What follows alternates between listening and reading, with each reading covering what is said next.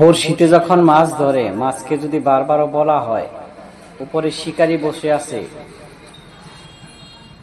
তুমি বড়শির আদার খেও না, উপরে শিকারী বটি নিয়ে বসে আছে, মরিচ নিয়ে বসে আছে পাক করার জন্য, তেল নিয়ে বসে আছে যে গরম তেলে তোমাকে ফ্রাই করা হবে, তারপরও কিন্তু মাছ বড়শিতেই ধরে। ঠিক তেমনি মানুষদেরকে বারবার সতর্ক করা হয়, মৃত্যুর পর কবর আছে, কবরের আযাব আছে, পুলসিরাত আছে, হাসর আছে, জান্নাত আছে, জাহান্নাম আছে, কিন্তু তাহারা অন্তর থেকে এগুলো বিশ্বাস করে না।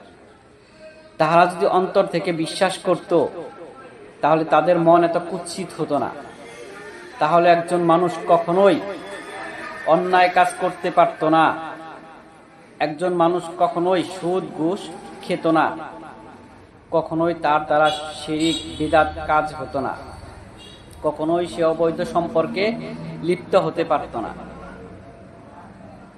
মনে রাখবেন, মাছের যে পরিণতি হয়েছে, একদিন সত্যি সত্যি প্রত্যেক মানুষের জীবনে মরার পর ঠিক এরকমই ঘটনা ঘটবে। তাই সতর্ক হন, শিক্ষা গ্রহণ করেন এ থেকে।